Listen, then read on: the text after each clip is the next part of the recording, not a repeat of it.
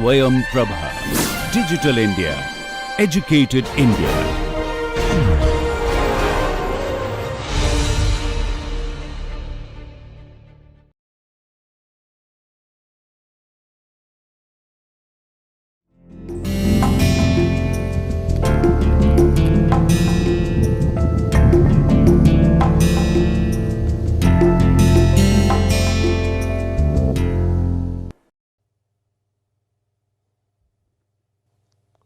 Dear students, you are welcome in this class. I am Dr. Dinesh Kumar, Principal Scientist from Division of Agronomy, ICAR, Indian Agricultural Research Institute, Pusa Campus, New Delhi. This particular lecture belongs to the course Agronomy of Oilseed, Fiber and Sugar Crops. The title of the lecture is Origin, History, Taxonomy, Climate, Soil, Morphology, Improved Varieties, Cultural Requirements, Green Manuring and Seed Production of sunhemp crop. So different aspects related to sunhemp crop will be covered in this lecture. The objectives for learning are to explain origin, history, spread, morphology, climate and soil requirement of sunhemp crop, and other objective is to detail improved varieties, cultural requirements, green manuring and seed production of sunhemp crop. So you can see picture of this crop. Basically sunhemp crop is taken for fiber, but there are some other purposes also like green manuring, or it can be used for animal feeding also. So variety of uses for this crop are there. Some glossary. Anther. What is anther? Particularly in respect to plant, part of stamen that produces and contains pollen. It releases pollen grain. Biofumigation, method of controlling insect pests, nematodes and soil-borne diseases by fumigants produced by decomposition of plant material freshly chopped and buried in soil for this purpose. So actually what happens there, in the roots of this plant, sunhemp plant, certain biofumigants are released and which can control certain nematodes. So this is very interesting crop. Bracts in flower, modified, usually small leaf-like structure, often positioned beneath a flower or inflorescence. Cross-pollination, it is opposite of self-pollination in plant, and in this pollen is transferred from stamen of one flower to stigma of a flower on another plant of the same species. This is called as cross-pollination. Then nitrogen fixation, any natural or industrial process that causes free atmospheric nitrogen to combine chemically with other elements to form more reactive nitrogen compounds, that is ammonia, nitrate or nitrites. So there are two kind of nitrogen fixation or N2 fixation. One is biological nitrogen fixation by microbes and other is chemical or industrial nitrogen fixation, which started with Haber and Bosch process where they produce ammonia first time commercially. Pistil in plants, female reproductive part of a flower, centrally located and typically consists of swollen base, ovary, a style and a pollen receptive tip which is called as stigma.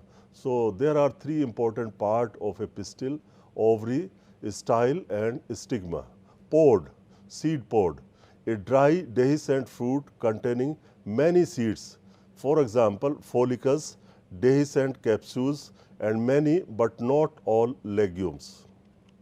Raceme, it is a kind of inflorescence which is just opposite of cymose kind of inflorescence, and it is unbranched, indeterminate type, means it continues to grow, bearing flowers having short floral stalks along the shoots that bear the flowers, and oldest flowers grow close to the base and new produce as short shoot grows in height. Seed.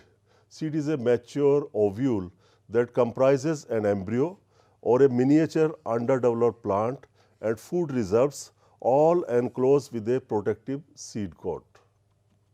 Self-incompatibility with respect to plant. So it is inability to produce zygotes after self-pollination in a fertile hermaphrodite plant which has stamens and pistils in same flower. Sustainable agriculture, farming in sustainable ways, meeting society's present food and textile needs without compromising the ability for current or future generation to meet their needs. So most of the time people talk about sustainable agriculture. It is kind of agriculture which is able to support the current population without compromising the survival of the succeeding or future population or generations. Now let us see importance. This crop is really very important crop, and its scientific name is Crotalaria jancea. L is a multi-purpose crop cultivated for fiber, green manuring and also for fodder purposes. Fiber obtained from bark of stem is dull yellow, somewhat coarse, strong and durable fiber. Because of its high cellulose, low lignin and negligible ash content, sunhemp fiber is considered suitable raw material for manufacturing currency and tissue paper. You can see a variety of fiber of sunhemp, and you can see cloth or fabric can be made, and this is needle punched non-woven fiber, and you can see the raw fiber. In rural India, ropes, twines, nets, handmade paper are made of sunhemp. Used for making fishing nets, being resistant to action of water, though getting replaced very fast by synthetic nets. Making of floor mats, so it can be used to make the floor mats. Excellent pulping quality of whole plant reported earlier in Taiwan. So it produces good quality bleachable pulps, strength of which equals hardwood pulp. Means you can use it, this pulp can be used. Sunhemp fiber on an average contains 78.3% alpha cellulose, 3.6% hemicellulose and 4% lignin. So this is typical composition of sunhemp fiber. It sustains agricultural productivity under changing climatic conditions. So it has been found an important crop to sustain the productivity of soils, and it leaves good effect on the soil as well as on the environment. And it has definitely potential to improve the soil properties and soil fertility. And being legume, it fixes atmospheric nitrogen and release it into the soil. It also removes lot of nutrients which are lying on the deeper layer of the soil, and then it makes them part of their leaves, their stem, and when you mix it into the soil, it returns back. So it has a potential as a fodder crop, fed to cattle as green fodder and hay. You can see on the right side, this is the green fodder crop, quite leafy, succulent, and it can be used before the wood formation start as succulent stage. And it can also be used for making hay. Nutritive value of fodder is comparable to berseem and lucerne, because lucerne and berseem both are leguminous plant, as is sunhemp. Green fodder contains 2.29% nitrogen, 0.39% phosphorus and 2.17% potassium. Hence, it is rich in minerals and good for animal health or livestock health. Different species of Crotalaria contain several alkaloids and bioactive compounds which can be used in pharma industry for drug development. So it can be used as a medicinal plant also. And Crotalaria jancea L contains apigenin 7-O-glucoside, having considerable antifungal activity against all strains of Candida species. Therefore, it has scope in the biological management of certain diseases caused by fungus. Let us check the origin, history and spread of sunhemp crop, that is Crotalaria jancea. So definitely it is difficult to identify where this crop has exactly originated, though it is cultivated in India and Pakistan for a very long time. Cultivation of sunhemp as fiber crop in India recorded as early as 600 BC, and fibre was introduced to Europe by East India Company. Archaeological evidences indicates its mention during Indus Valley Civilization period, and literature of 16th century by Bhava Misra under the name Shana Pushpika and in Aine Akbari also. So major producers are India, Bangladesh, China, Brazil, Korea, Pakistan, Romania and Russia. Cultivation in India is done mostly in Odisha, Bihar, UP, Maharashtra, MP, Rajasthan and West Bengal, although it is quite disappointing that area under this crop is declining. Mainly it must have been competing with crops, food crops or other some cash crops. Among these states, Odisha alone produces 26% of total sunhemp produced in India. Most concentrated sunhemp growing districts are Varanasi and Jaunpur of Uttar Pradesh, Aurangabad and Jalna of Maharashtra cultivate it at large scale. Now taxonomy or kind of classification, Crotalaria juncea belongs to legume family Fabaceae and its order is Fabaceae, also called brown hemp, Indian hemp or Madras hemp. Genus Crotalaria comprises about 600 species and out of them Crotalaria juncea is only species cultivated for fibre. Other species are either used as green manuring or as fodder crop, but for fibre in India it is Crotalaria juncea which is employed. More than 85% of the species reported to be diploid, 2n is equal to 16 with a basic chromosome number of 8. In India, about 99 species of Crotalaria juncea reported, out of which 63 observed in southern part of the country. You can see a good crop of sunhemp on the right side. Now some commonly available species of Crotalaria in India are Crotalaria trifoliastrum, Crotalaria alata, Crotalaria retusa, Crotalaria verrucosa, Crotalaria sericea, Crotalaria striata, Crotalaria ferruginea, Crotalaria medicaginea, Crotalaria tetragona, Crotalaria incana and Crotalaria grahamiana. And its taxonomic position, you can see the domain is Eukaryota, kingdom is Plantae, phylum is Spermatophyta, subphylum is Angiospermae, class is Dicotyledone, order Fabaceae, family Fabaceae, subfamily Faboideae, genus Crotalaria and species Juncea. Therefore, its scientific name is Crotalaria juncea and in the end we write L, giving credit to Linnaeus. Now, climatic requirements, what kind of climate, temperature, rainfall or humidity is desirable for this crop. So, basically it is a short day plant and vegetative growth is induced by long day conditions. If you want for flowering, it is a short day plant. Growing areas in India range from latitude 17 to 30 degree north with relatively high humidity. Tropical and subtropical climates are congenial for crop growth as it is grown in Maharashtra, it is grown in Odisha, also in Uttar Pradesh, West Bengal, etc. It thrives well within a temperature range of 23 to 35 degrees centigrade and rainfall variation of 400 to 500 millimeter per year or per annum. Crop grown in almost all parts of India. In north or northern and eastern India, mostly grown during rainy season, that is Kharif season. It generally starts from June, July and ends till September, October.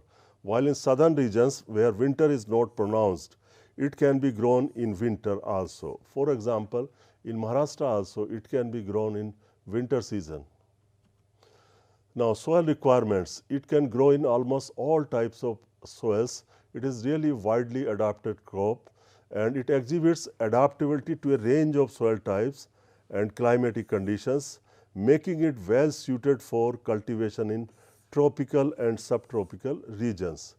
Alluvial soils with sandy loam or loamy texture having good drainage are most suitable. So actually this crop is sensitive to waterlogging. The soils which have good drainage should be preferred for cultivation of sun hemp. Calcium and phosphate in soil significantly influences nodule formation by the crop. It can tolerate a wide pH range starting from 5 to 8.5, but near neutral pH 6 to 7 result in better growth and yield. So you can see that it can grow, although it can grow from 5 to 8.4 pH, but 6 to 7 pH is considered as ideal pH, which is slightly acidic to neutral. Sun hemp crop cannot stand waterlogging, and proper drainage is very important, and also a drought tolerant crop and very fast growing crop, making it suitable for cultivation in marginal lands and semi-arid regions. Semi-arid regions means they get very less rainfall, and this marginal lands means the soils which may be poor in fertility. Sun hemp in cropping systems. So fitting sun hemp in multiple crop sequences can certainly improve soil fertility and prove beneficial for soil sustainability, in addition to its commercial value. So some promising cropping sequences are sun hemp wheat. Sun hemp can be taken in rainy season and then wheat in rabi. Sun hemp rice, sun hemp potato, sun hemp mustard maize, and sun hemp paddy and wheat. So these are the important rotations. Now let us check the benefits of sun hemp when we include in different cropping system. Number of cropping system it can be fitted. For example, in northern India we got rice wheat cropping system. So after harvest of wheat in the month of April, around 15 to 20 April, wheat is harvested in most of the parts of northern India. And after that, a window of 2 months is available for green manuring. So here this sun hemp or sunai can be fitted, can be grown as a green manure crop. And after taking green manure crop for 55 to 60 days, then we can plow it down and consider it as a green manuring, and then we can plant rice crop by transplanting. So let us check some benefits. Number one benefit, that it is a leguminous crop and it fixes atmospheric nitrogen. So it fixes, and you also know this is symbiotic nitrogen fixation with the help of rhizobia. When included into a crop rotation, it enriches the soil with nitrogen, benefiting the subsequent crops. So succeeding crop can take benefit of this sun hemp. As I was referring to rice, after green manuring of sun hemp, and if you are growing rice, you will require less nitrogen.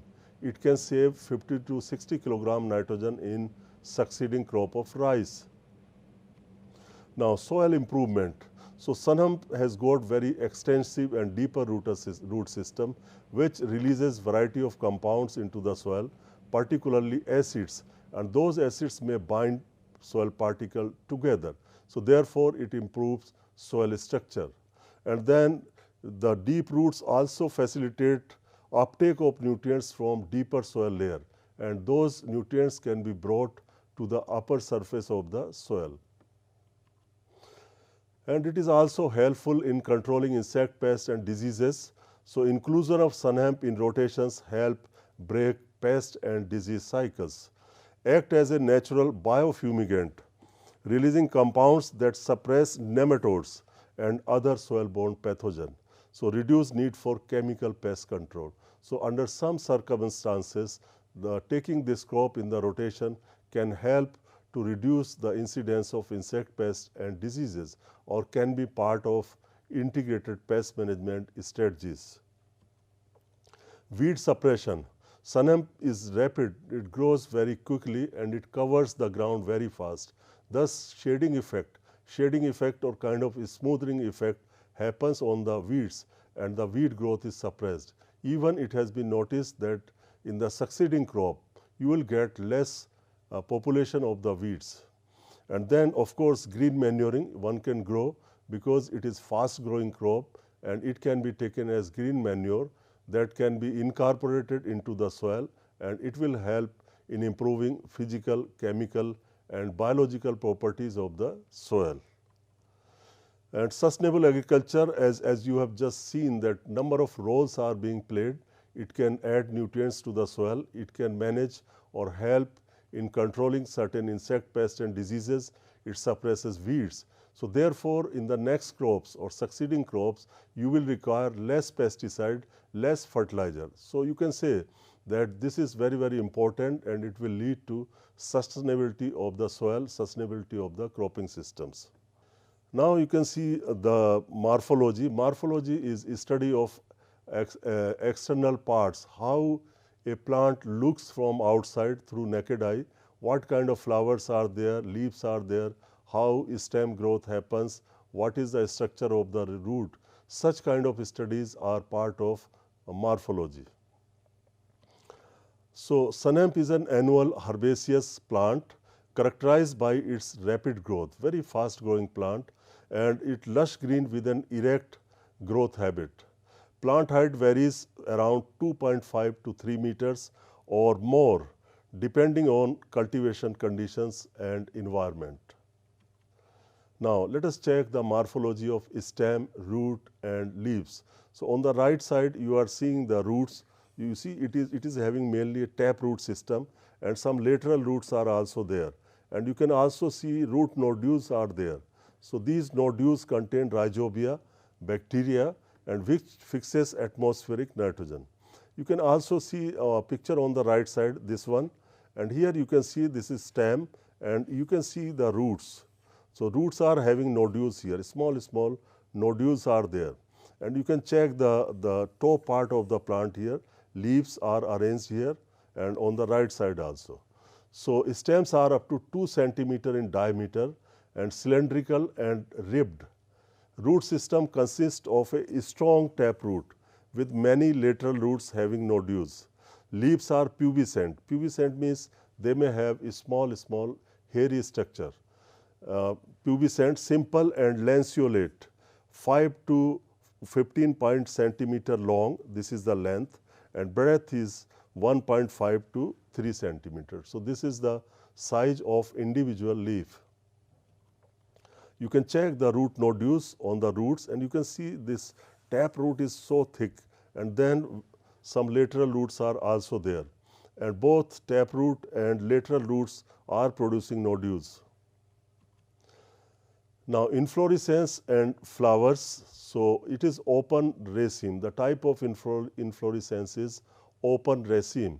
In this case, older flowers are towards the base and younger flowers are towards the tip, and normally the size of the flower also is smaller at the tip of the inflorescence. So inflorescence is terminal, about 25 centimeter long, and has short linear bracts which are oval and single flowered. So you can see bracts are also there. Flowers are bright yellow colored, as you can see on the right side, very bright and yellow colored, zygomorphic, pentamerous, complete, and gamosepalous, comprising of 5 joined sepals. Complete here means it contains all kind of parts like sepals, petals, your gynoecium, androecium, etc. Flowers are polypetalous, means petals are free, with 5 free petals, 10 stamens arranged in 2 holes, and gynoecium has a single pistil. So you can see on the right side this picture, this particular petal, the bigger one, is called as standard. Petal color is deep yellow. Rounded and erect standard has a diameter of 2.5 centimeter. Standard is a petal, the biggest petal, which is of 2.5 centimeter diameter. You can check, quite prominent petal. This is standard, S-T-A-N-D-A-R-D. And other 2 are wings. And then you have 2 more which are keel, called as keel. And here you can also see the sepal. This is sepal, the green one. Stamens are 10 of which 5 have short filaments and narrow long anthers, and rest 5 have long filaments and small anthers of ovate shape. So there are 2 categories of stamens. So flowers showing dimorphic anthers. Dimorphic means 2 kind of morphology at different stages. I can repeat it. 5 have short filament and narrow long anthers, and rest 5 have long filament and small anthers of ovate shape. Pods and seed. You can see pods on the right side. Green pods, you can see initially they are green, and then they turn brown on their maturity. So fruits, they are also called as fruit, the pod. Inflated pod about 3 centimeter in length and 1 centimeter in width, and fruit is bit hairy, having a groove on upper surface with a short pointed beak. So you can see small hairs are there on the fruit. Fruit turns brown on maturity. Now each fruit or pod contains 10 to 15 seeds. You can see on the right side the green pod, the seeds are also green, and this is on a matured pod, this one. Now seeds are black, and you can see the structure of the seeds and the color and different shades. So small seeds are flat, kidney shaped, dark gray to black in color, exceptionally variety K12 yellow. Yellow color of seeds are there. So this is quite important point for the students, that there is one variety which has yellow color seeds. It is K12 yellow. So 1000 seed weight ranges from 35 to 60 gram. So this varies normally with the variety and also with the climatic or soil conditions, or the nutrition of the plant also decides the seed size. Now let us check the growth stages of sunhemp crop. Understanding of growth stages is important for efficient crop management, timing of operations like planting, harvesting, and its utilization. Growth of sunhemp can be divided into several distinct stages. Each stage is characterized by specific physiological and morphological changes. Typical growth stages of sunhemps are given in the next slide. So here you can see different growth stages of sunhemp plant. First one is germination and seedling stage. So it begins with the germination of the seed and occurring within a week under favorable conditions. Means it takes 7 days time to get your seed germinated. Seedling stage is marked by emergence of cotyledons and development of first true leaves. So you can see on the right side, this is seedling stage. Seedling stage, because a plant is coming or a new plant is coming from the seed. Therefore, the emerging plant is called as seedling. Number 2 stage is vegetative growth stage. So during this stage, plant produces vegetative growth, producing number of leaves and stems, exhibit rapid growth, means it may be increasing in height. Under optimal condition, it can reach a significant height within a relatively shorter period of time. Third stage is reproductive stage, which is flowering stage, when the plant starts to produce flower. That particular stage is flowering. As the plant matures, it enters flowering stage, marked by development of bright yellow flowers arranged in dense elongated clusters at tip of the branches, and you remember the inflorescence is raceme type. Crucial stage of initiation of seed formation and reproductive processes. The fourth stage is fruiting and seed development stage.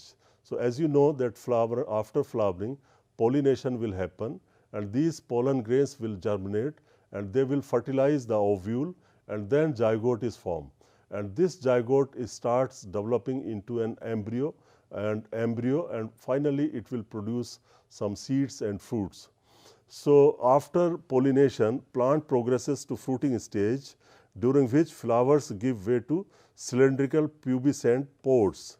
So inside pods, numerous small kidney-shaped seeds develop and maturing over time. And the fifth and last stage is senescence and harvesting stage. So you can see the pods have turned their color to black or deep brown. After formation of pod seeds, it undergoes senescence and leaves and stems within and turn brown. As per use, sanam is harvested at its peak vegetative stage for green manure, at 50% flowering for fiber, and at pod maturity for seed. So harvesting time of the crop will be decided by its use. For example, if one is interested or one is producing it for fiber, then it should be harvested at 50% flowering. But if it is for seed purpose, then it should be harvested when pods mature. Now, varietal development. So varieties are very, very important for any crop, because high yielding variety can give you more return. It can produce more yields with lesser use of inputs, then it is efficient variety. So availability of abundant genetic variability is of utmost importance for genetic improvement of any crop species. In genus Crotalaria, lack of genetic variability in morphological traits, particularly at intra-specific level, has hindered progress of crop improvement. In general, the diversity of this crop is less. Germplasm collected from different sources had been evaluated, which revealed variability for fiber yield attributing traits. Varietal development in sanam had been a difficult task, partly due to its mechanism of pollination.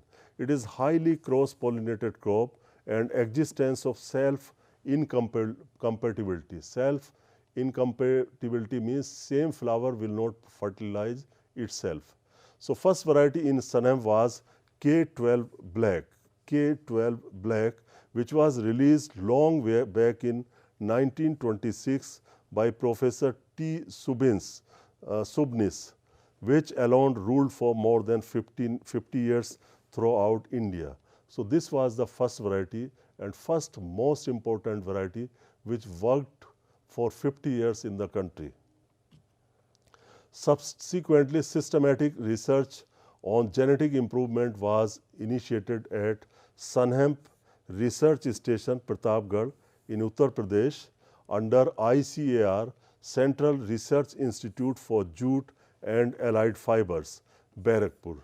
So actually this Krijaf Institute, which is located in Barakpur in West Bengal, has got its regional station at Pratapgarh, which has developed some varieties of Sunhemp crop.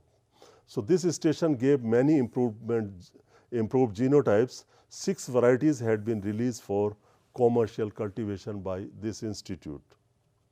So K12 yellow is a natural mutant selected from the old variety K12 black. Variety SH4 was developed by mass selection and is higher yielding than K12 yellow. Another variety SUIN or SUIN 053, a high fiber yielder with good fiber quality and considerable disease or pest resistance, had been released in 2009. So there had been some development of varieties. SUIN 037 was released in 2013 and it has fiber yield potential of 1 to 1.2 tons per hectare, plant height of 2.8 to 3.1 meter. 2 new varieties like JRJ 610, SUIN 3 with improved fiber yield and tolerance 20 to 25% to wet vascular wilt disease, released recently, suitable under rain-fed mid and highland conditions. So there has been continuous development of varieties, though they are few in number. Detailed description of variety is given in next slide. You can see now characteristics of different varieties of this crop. So for example, K12 yellow, released in 1971, it was a mutant and stem is cylindrical, green, leaf green with oblong petal yellow in color and seed color light yellow. And the yield potential is 1.02 and it is recommended for Uttar Pradesh, Bihar, Madhya Pradesh, Odisha, Rajasthan and Maharashtra. Next variety was SH4 released in 2004. Stem is cylindrical, green, petal deep yellow, seed is brown in color, yield potential 1.16 and recommended for UP, Bihar, MP, Odisha, Rajasthan and Maharashtra states. Next is SUIN 053. It is also called as Swastika, released in 2009, tolerant to pests and diseases, better fiber yield and strength. Fiber yield is 0.96, recommended for UP, Bihar, MP, Rajasthan, Odisha, Tamil Nadu and Maharashtra states. Next is SUIN 032, which is also called as Ankur, released recently in 2013, stem cylindrical, green, ribbed, leaf green with oblong and height is 2.8 to 3.1 meter and seed is deep brown. Yield potential is 0.95 tons per hectare. This is with respect to fiber yield and it is recommended for Uttar Pradesh, Bihar, Madhya Pradesh, Rajasthan, Odisha, Tamil Nadu and Maharashtra states. GRJ 610, year of release 2015, stem cylindrical, green, ribbed, petals are yellow, height 2.7 to 2.9, deep brownish grey seed and resistance to vascular wilt, because wilt is a major disease of this crop. And yield potential is also good, 1.02 tons per hectare of fiber and recommended for UP, Bihar, West Bengal, Odisha, Rajasthan, Tamil Nadu and Maharashtra. Next is Swayam 03, released in 2019, higher fiber tenacity. Tenacity here means strength. The strength of the fiber is high and tolerant to vascular wilt disease. Yield is 1.04 tons per hectare fiber. UP, Bihar, West Bengal, Odisha, Chhattisgarh, Jharkhand and Nilgiri hills of Tamil Nadu are the area where this variety is recommended. Let us check the cultural practices like land preparation, seed rate, sowing time, etc. for this crop. So, land is to be plowed properly to obtain a good tilth. Minimum soil moisture be 30% as Sanam seeds are bigger and require high moisture for germination. So, at least 30% moisture should be there in soil for better germination of this crop. Date of sowing influences vegetative growth and fiber development. Sun hemp is cultivated mostly as a kharif crop and sown in month of May, June under rain-fed conditions in northern and eastern India. The most common time is May, June. In Bihar, Madhya Pradesh, eastern UP, sun hemp is sown mostly from mid-June to mid-July. While in Odisha, sowing is done during May and June. Here, sowing is done bit early. However, early sowing during April, May with help of irrigation can also be done. Optimum growth of fiber crop at Pratapgarh in Uttar Pradesh recorded when sown in later part of April. Spacing is 15 centimeter into 10 centimeter and harvesting at 90 days after sowing. The crop could escape major diseases and pest attack. So, if early sowing is done in Uttar Pradesh, it can give you very good yields and crop can be saved from damage by insect pests and diseases. In this way, sun hemp can be fitted in prevailing rice wheat cropping system as a summer crop. In certain areas of Maharashtra and Bihar, it is also grown as a rabi crop. Rabi crop here means winter crop sown in September to November and harvested in February, March. And broadcasting is usual practice adopted by farmers, though row sowing result in uniform plant population and better crop management. So, many times farmers opt for broadcasting, which is really not desirable because you are going to use high seed rate, the germination may not be good and the plant population may not be uniform. And what happens, some seeds may go deeper into the soil and some may remain on the surface of the soil.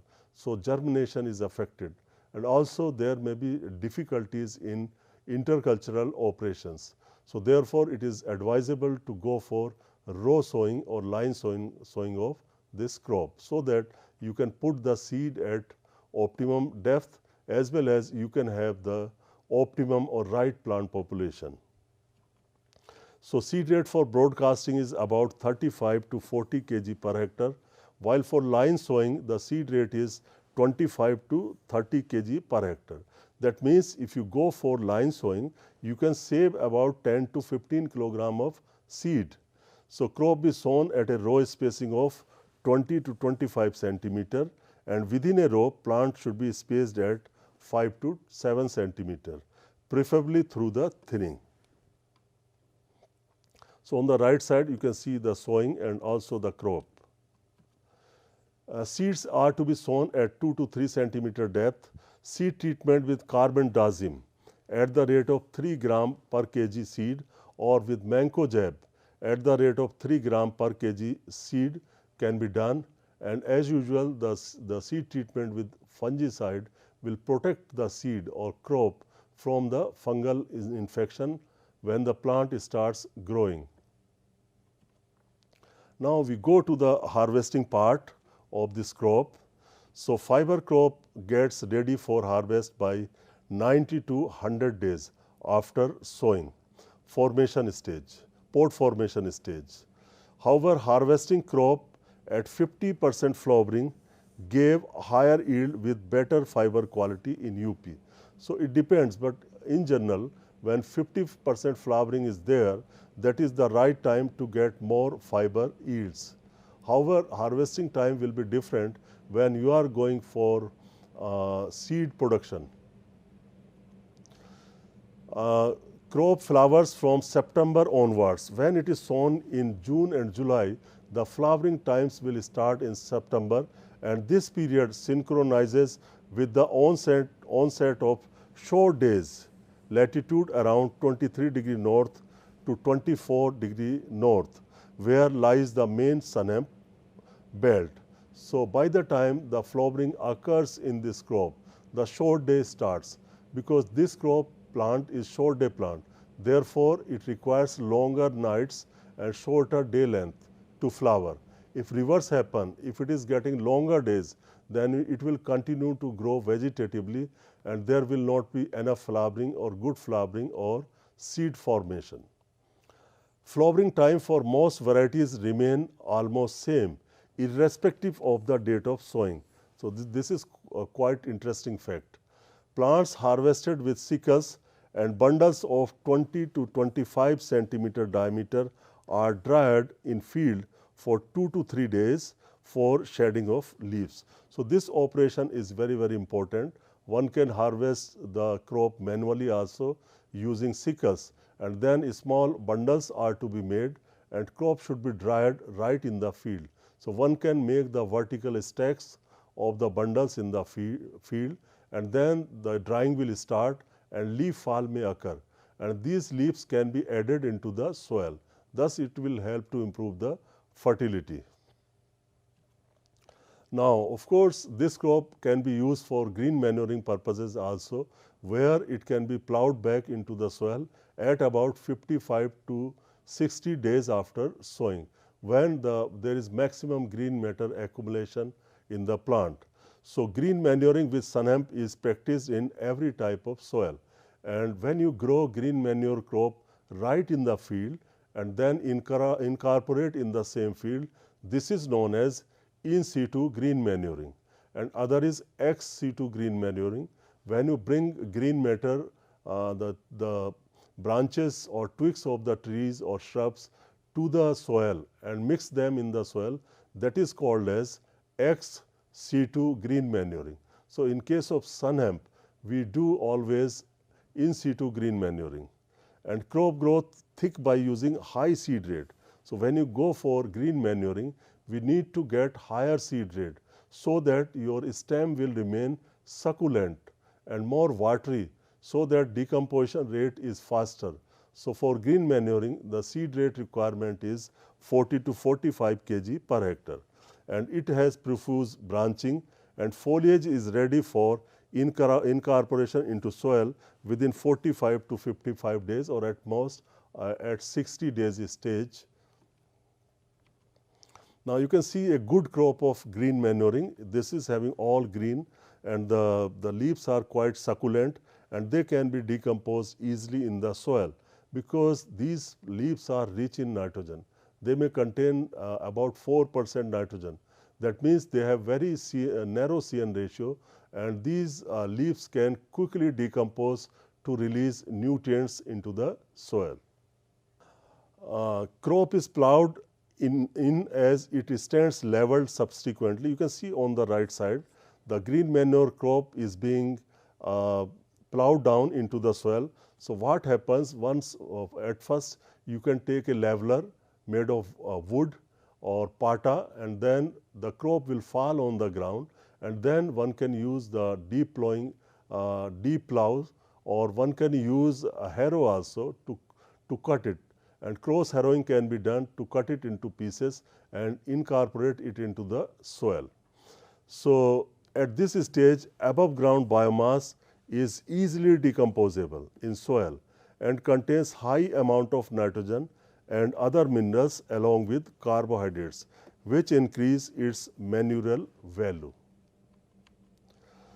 So, incorporation in soil at about 60 days after sowing slows down decomposition rate due to high cellulose in biomass. So, this is important. The right stage of mixing it into the soil is important, because if it is delayed beyond 60 days, then you will get higher percentage of cellulose in it. Its succulency will also be reduced, and it may be little bit woody kind of thing. Then it will become difficult to decompose the material. Simultaneously, the moisture percentage in the biomass will also decrease as the crop mature or as it has over matured. So, on an average 15 ton per hectare of organic matter is added to soil by crop if harvested at 50 to 60 days after sowing for green manuring. So, it has been reported by Sarkar and Ghoroi in 2007. Several reports suggest that the range of organic matter added by crop varies from 12 to 25 tons per hectare depending upon the stage of incorporation. So, definitely number of factors will affect the quantity of organic matter added into the soil, the range being 12 to 25 tons per hectare. So, this will definitely vary with the kind of varieties, the stage of incorporation, the environment, the soil environment particularly, the climatic factors. All these factors will affect the biomass addition in the soil. Now, on an average, you can see this crop adds 50 to 75 kilogram per hectare of nitrogen, 15 to 20 kilogram per hectare of P2O5, and 40 to 65 kilogram K2O per hectare normally added to soil through the GM green manuring of the crop. And it has been reported by Krijaf 2003. Krijaf is Central Research Institute for Jute and Allied Fiber. It is located in Barakpur, West Bengal. In addition, 50 to 60 kilogram nitrogen per hectare added through root nodules. Leaves and tender top contain maximum nutrients than lower parts of stem. So, first most important quality or benefit of doing green manuring of this crop is addition of nitrogen and other nutrients into the soil. It improves soil fertility or soil chemical fertility, but it also improves number of physical properties of the soil. It can improve the soil structure, it can improve the water holding capacity of the soil, and it can bind the soil particles together so that the structure is improved, and further its roots go deep into the soil. They also improve the soil structure, and this crop of green manuring also increases the biological activity in the soil, because lot of food is given to the microbes. Microbe will attack this crop as it is rich in nutrients and water. So, therefore, soil microbial biodiversity also increases in the soil. Now, you can check nitrogen, phosphorus, potassium and calcium was found maximum in leaves 4.5 to 0.35, 1.3 and 2.4% respectively, and minimum in wood 0.96, 0.1, 0.85 and 0.22 respectively. Green manure improves physical, chemical properties and microbial population in soil. At Indore, Madhya Pradesh, available nitrogen, phosphorus, potassium and sulfur in soil increased by 13 to 15%, 21 to 36%, 4.5% and 3 to 14% respectively when green manuring was done. It has been reported by Bayal and co-workers 2018. So, let us see information about seed production, because seed is needed for sowing. If seed is not there, how come we can plant the next crop? So, seed production of varieties is necessary. Particularly, we need to produce breeder seed, we need to produce foundation seed and we need to produce certified seed. Normally, certified seed is given to the farmers. So, as already discussed, it is highly cross-pollinated crop and due care is needed to maintain its genetic purity. And maintenance of genetic purity starts right at the field, where we keep isolation distance, where we also go for rogging. Rogging is very important activity in seed crop, where you remove the off-type plants, where you remove the weeds, where you remove the diseased or infected plants from the field, so that one can obtain the quality seed, also the healthy seed. So, care is required to maintain the isolation distance, to maintain its genetic purity. And also care is needed to provide all kind of nutrition. Sufficient manuring or sufficient fertilizer application is necessary to realize higher seed yield. It is also important to control insect pests and diseases in seed crop, and further right irrigation. Sufficient water is to be supplied to the crop. And furthermore, you need to control the weeds also, because weed can reduce the quality of the seed and also productivity of the seed. So, all such measures or agronomic measures are necessary to get higher seed production with better quality. So, areas where winter is mild with temperature not falling below 10 degrees centigrade, sunshine is abundant and no rainfall during seed set are suitable for seed production. It is also important to note that the area where plant is producing more vegetative growth may not necessarily will give you higher seed yield, higher flowering. So, it is suggested that seed production areas are required to be identified. So, in certain places a plant or variety can give more seed yield compared to other places. So, usually it flowers between September to mid-October, particularly when sowing was done in June or July month. In northern parts, ideal time for sowing for seed production is by the end of July to mid-August. So, you can see in this case the sowing time for fiber crop was different. It was May, it was June, but here you can see the sowing time for seed crop is bit late. It is from July to mid-August in northern India. If early sowing is done in northern India, then excess vegetative growth occurs, which is undesirable. If too much of vegetative growth occurs in sun hemp or even in any other crop for that matter, then its reproductive ability decreases, its flowering decreases. Therefore, finally, if more vegetative growth is there, you will get less seed yield. So, late sowing beyond August also reduces crop growth as low temperature affects pollination.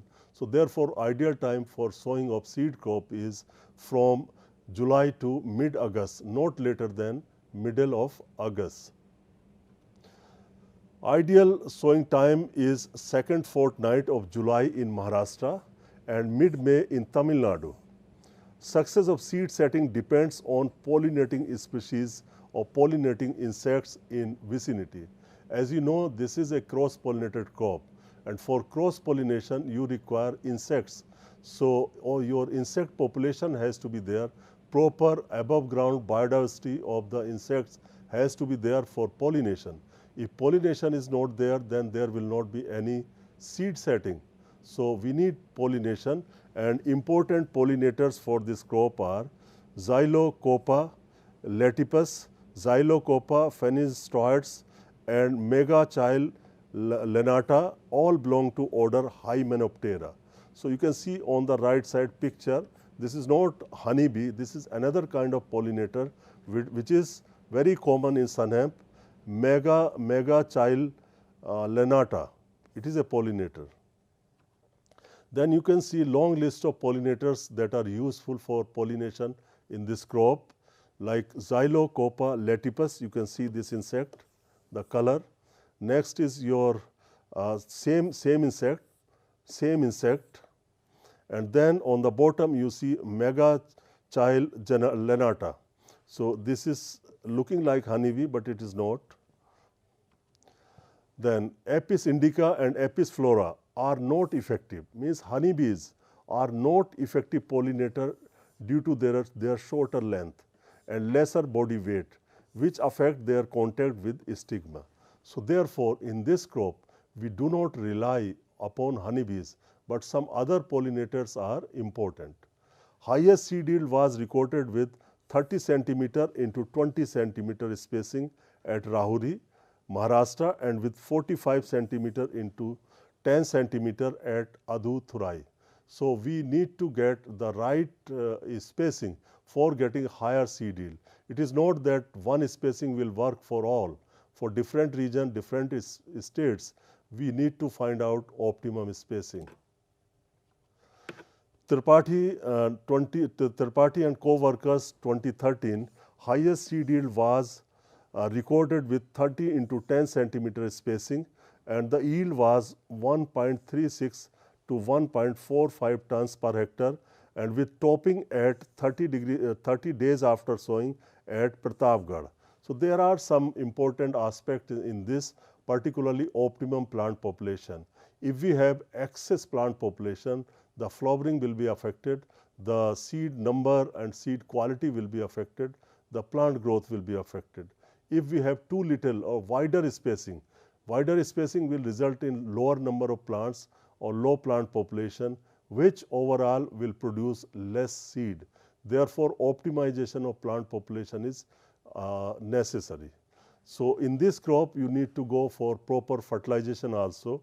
Application of fertilizer at 20-60-40 means 20 kilogram nitrogen per hectare, 40 kilogram phosphorus per hectare, 60 kilogram phosphorus per hectare, and 40 kilogram potassium or K2O per hectare is necessary, along with farmyard manure at the rate of 5 tons per hectare. This recorded higher seed yield at Rahuri. You may be thinking that it is already a green manure crop, it is a leguminous crop and it will not need organic manure, but that is not the case. In this crop also, integrated nutrient management has been found quite useful in improving the quality, seed quality as well as productivity of this crop. Why? Because addition of organic manures improves the soil health, and which ultimately result in better plant growth and better yields, particularly seed yield of this crop. Fertilizer dose of 20-60-40-60 means nitrogen P2O5 K2O kg per hectare recorded higher seed yield at Aduthurai and at Amadala, Vasala, Andhra Pradesh.